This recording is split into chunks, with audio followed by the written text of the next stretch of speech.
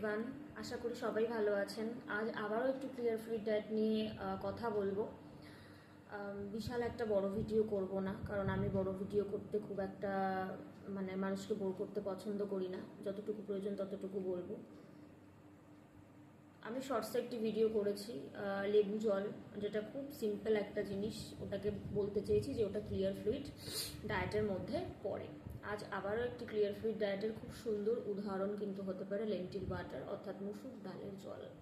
সবার প্রথমে একটু ছোট্ট করে বলি যে ক্লিয়ার ফ্লুইড ডায়েটটা কি। ক্লিয়ার ফ্লুইড ডায়েট কিন্তু বেসিক্যালি দেওয়া যেগুলোতে দেওয়া হয়, গ্যাস্ট্রাইটিসে দেওয়া হয়, আমাদের তৃষ্ণাকে রিলিফ করতে, থার্স্টকে রিলিফ করতে দেওয়া হয়, অনেক সময় গ্যাস্ট্রাইটিসের ক্ষেত্রে দেওয়া হয়। একটা সিচুয়েশন বুঝে কিন্তু ক্লিয়ার ফ্লুইড ডায়েট দেওয়া হয়। কোন পেশেন্টকে কি ধরনের ক্লিয়ার ফ্লুইড দেওয়া হবে সেটা তার সিচুয়েশনের ওপর বেস করে। এক কথায় ক্লিয়ার ফ্লুইড ডায়েট হচ্ছে একটা স্বচ্ছ তরল খাদ্যকে বোঝায়, যেখানে কোনো রেসিডিউ থাকবে না। একটা ছাকা জিনিস, একটা ফলের ছাকা রস, ঠিক আছে, ডাবের জল, বার্লি ওয়াটার, ডালের জল, হোয়ে ওয়াটার, এগুলোকে আমরা কিন্তু ক্লিয়ার ফ্লুইড ডায়েটের বেসিক্যালি উদাহরণ বলে থাকি। আজকের আলোচনা হচ্ছে লেন্টিল ওয়াটার, অর্থাৎ মুসুর ডালের জল। এখানে আপনি কি ব্যবহার করতে পারেন? বাটার ইউজ করতে পারেন, সল্ট আর black pepper. Salt black pepper টেস্টের জন্য ব্যবহার করতে পারেন। মোটামুটি 10 গ্রাম ডালের ক্ষেত্রে আপনি বাটার 5 গ্রাম ইউজ করতে পারেন, এটা অবশ্যই আপনার চয়েস।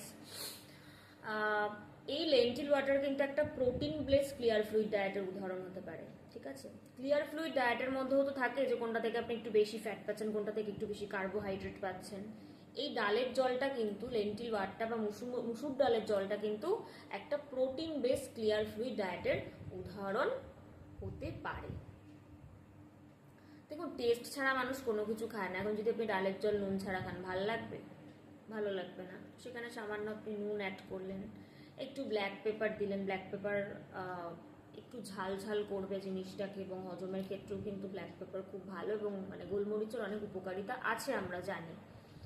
এবার প্রশ্ন হচ্ছে, ইন্ডিকেশন কি আছে? এই যে লেন্টিল ওয়াটারটা আমরা নিচ্ছি, এটা কারা আমরা নিতে পারি?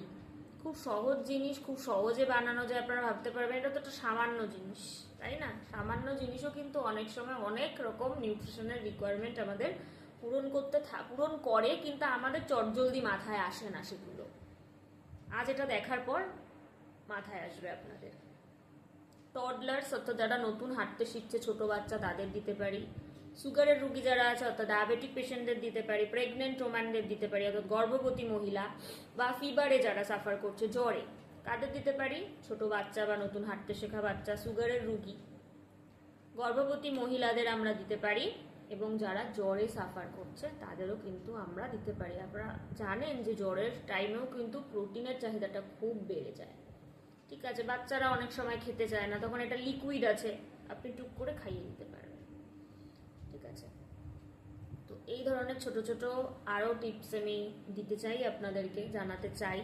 পাশে থাকুন, সঙ্গে থাকুন। এরকম আরও অনেক ক্লিয়ার ফ্লুইড ডায়েটের উদাহরণ আমি দেওয়ার চেষ্টা করব, এবং আরও অনেক ডায়েট নিয়ে আমরা আলোচনা করব। সবাই ভালো থাকুন, সুস্থ থাকুন।